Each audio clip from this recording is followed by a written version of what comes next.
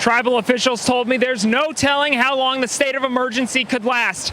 I spoke with local residents and they said they only expect the flooding to get worse. The helicopter launched from the Washington side but only got about 200 yards before plummeting into the Snake River. In addition to the food and various gifts, volunteers filled each one of these boxes with 5 individual care packages, every one meant for a soldier. You can see the snow is ankle deep here at Winchester Lake State Park, and some residents say they had to deal with drifts of at least 2 feet back at their homes. People come from all over the world to visit this very good dog, and he'd love for you to stay at this bed and breakfast. Behind me is just some of the damage done by a week's worth of flooding here in Kamei. Veterans who visit the Benevolent Warrior Ranch will learn basic riding skills and experience a special bond with their horse that can help them deal with stress and trauma. Area 51, though, has long captured the imagination, including those of Shandy MacArthur and Larry Jones of the Lewiston, Idaho Paranormal Society. Since 1997, over 150 law enforcement officers have been struck and killed along U.S. highways. Lewiston girls trying to pull off the upset against the Clarkston Bantams. You guys excited? Yeah!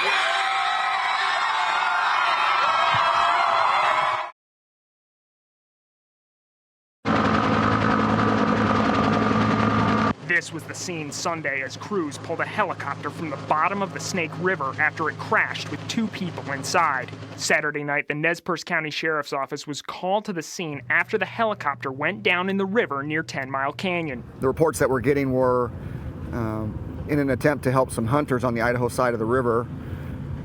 They deployed their helicopter from their helipad across the river. Law enforcement tells me the helicopter launched from the Washington side but only got about 200 yards before plummeting into the Snake River. The 2 men inside, Lewis Weiss and Alexander Job, were able to escape the sinking helicopter and make it to shore. But then they drove off without talking to law enforcement, and authorities say they're still trying to contact them at this time. We're here to ensure everybody's safety, and we need the pieces of the puzzles to be able to put together what happened and to make sure that everybody's safe. The sheriff's office got reports that the helicopter had a mechanical failure, but are still working to determine the exact cause of the crash. The helicopter sank to the bottom of the Snake and was there until late Sunday afternoon. We marked it for precautions just to make sure that nobody did hit it. Corporal Patrick Dupay says the hunters were never in danger and that citizens should contact local authorities if they think there's an emergency. We would sure like to be aware if they were going to launch some type of rescue mission or help mission to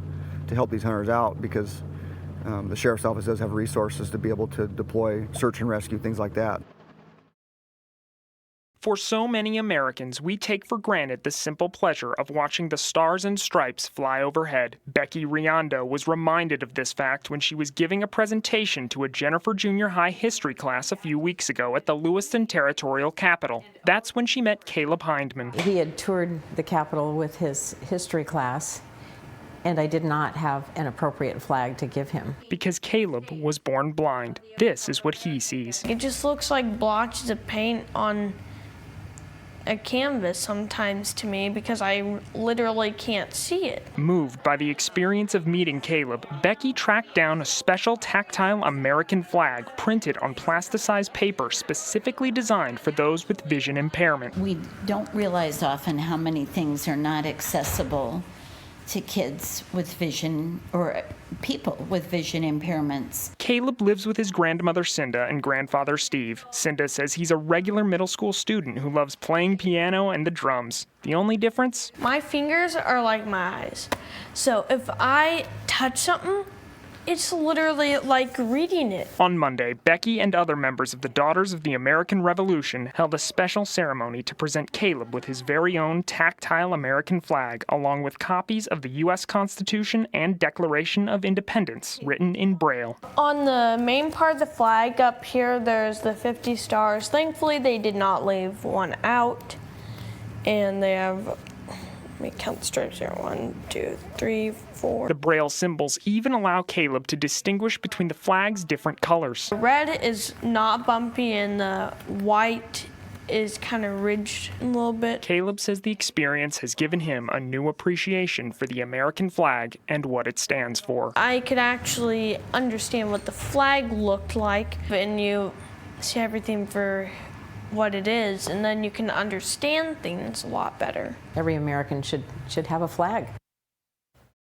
Sherry's officials tell us a group got to this restaurant intoxicated. Not long after, we're told a couple dressed as Native Americans began yelling war whoops in front of Native American customers and employees.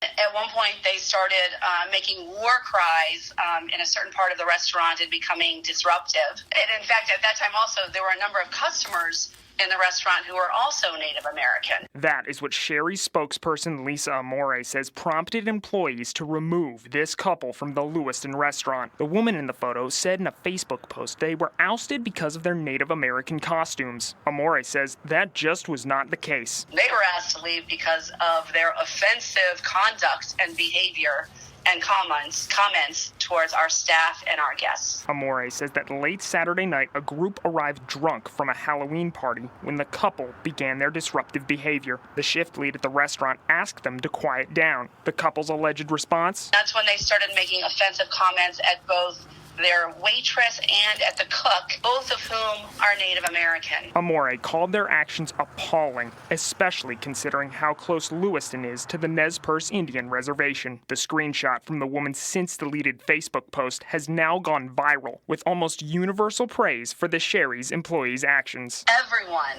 is very, very proud of the way in which our staff handled the situation.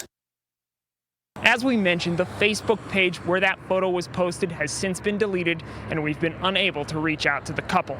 Amore did point out that the couple is not banned from Sherry's, though they themselves have said they won't be coming back.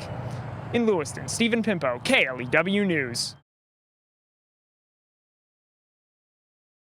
Stephen Pimpo coming to you live from Harris Field, and those earlier storms couldn't stop the Palouse Summer League from getting going. You look behind me, it's the Federal Way Knights taking on the Boise Gems. We're in the bottom of the fourth inning. It's the Knights up 3-2. Now, it was looking pretty dark and ominous earlier today. I wasn't sure this game was going to happen, and there's another wave of storms expected, but league officials have a plan in place just in case. Now, the Major American League Baseball tournament started today and features 20 teams planned for the next 4 days at Washington State, Colfax, and right here at Harris Field. The first tournament game at LC was scheduled to start at 4 between the Knights and Gems, but that game had to be pushed back over an hour because of a lightning delay. The Lewis Clark Twins are supposed to play their first game in the tournament at 7, but that's probably going to be pushed back too. They're going against the Spokane Expo Blues. The storms started earlier this afternoon and are expected to threaten on later tonight.